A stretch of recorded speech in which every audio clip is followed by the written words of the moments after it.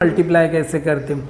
Variable को multiply करने के लिए हमें खाली एक बात का ध्यान देना है कि वेरिएबल हमारा सेम होना चाहिए, उसको पावर को देखने की कोई ज़रूरत नहीं है। तो एग्जांपल के लिए जैसे कितना हो गया हमारा x इंटू एक्स। हम लोग एडिशन और सब्सट्रैक्शन में क्या देखा था कि उसका पावर सेम रहना चाहिए और उसका वेरिएबल सेम रहना चाहिए, तो कोएफिशिएंट ऐड होता था और कोएफिशिएंट ही सब्ट्रैक्ट होता था। लेकिन मल्टीप्लिकेशन में ऐसा कुछ भी नहीं है। मल्टीप्लिकेशन में क्या हो जाएगा, वेरिएबल सेम होना चाहिए, वेरिएबल सेम होना चाहिए।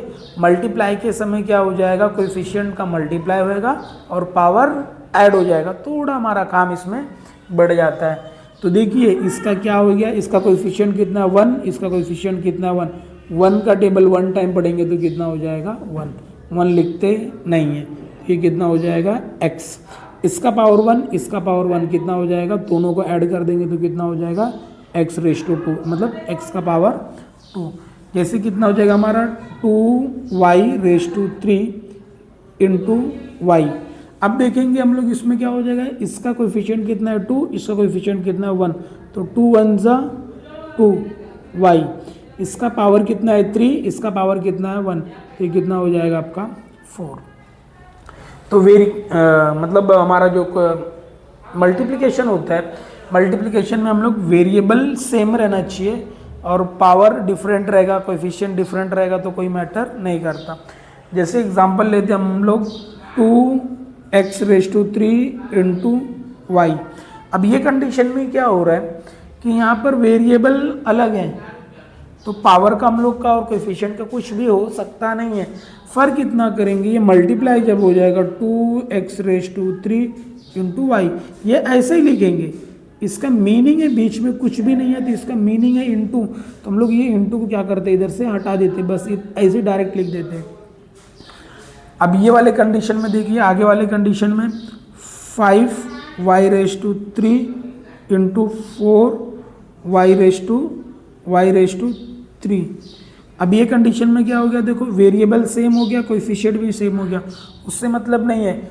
वेरिएबल सेम हो गया और पावर भी क्या हो गया, सेम हो गया, तो हमको उससे मतलब नहीं है। तो हम लोग वेरिएबल सेम है, वेरिएबल सेम लिख दिया, पावर ऐड होता है, तुमको मालूम है मल्टीप्लाई में, तो कितना हो जाएगा आपका 6, 5 4 जा कितना हो जाएगा आपका ये 20।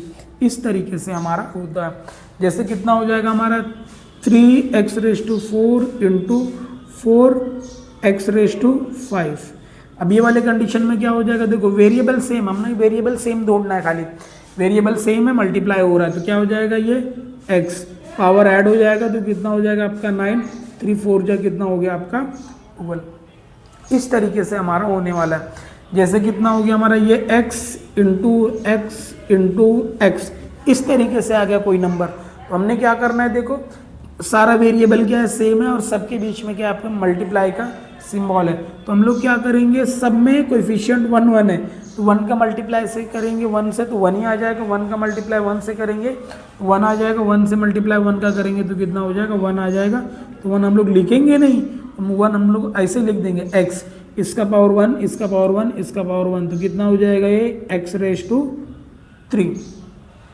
जैसे एग्जांपल में कितना हो जाएगा 2x into 3 4x raise to 5, ऐसा आ गया नंबर। तो हमने क्या करना है, सारा मल्टीप्लाई के फॉर्म में है और सारा वेरिएबल क्या है, सेम है। तो इसका कोएफिशिएंट कितना है 1, इसका कोएफिशिएंट 2, इसका कोएफिशिएंट 4, 2 1 जा 2, 2 4 जा 8, 8x, इसका पावर 1, इसका पावर 3, इसका पावर 5, 1 और 3 कितना हो जाएगा 4, 4 और 5 कितना हो जाएगा 9। इस तरीके से हम लोग ने इसमें हम लोग करने वाले हैं। तो मल्टीप्लाई में यही होता है बेसिकली, ज़्यादा करके हम लोग को क्या ध्यान देना रहता है, वेरिएबल देखना है और मल्टीप्लाई का सिंबल कैसा कैसा है, पावर ऐड होता है, कोएफिशिएंट मल्टीप्लाई होता है। हमने यही बात को ध्यान देना है इस वीडियो में, इस मतलब मल्टीप्लाई करने के समय। इस वीडियो में बने रहने के लिए आपका धन्यवाद।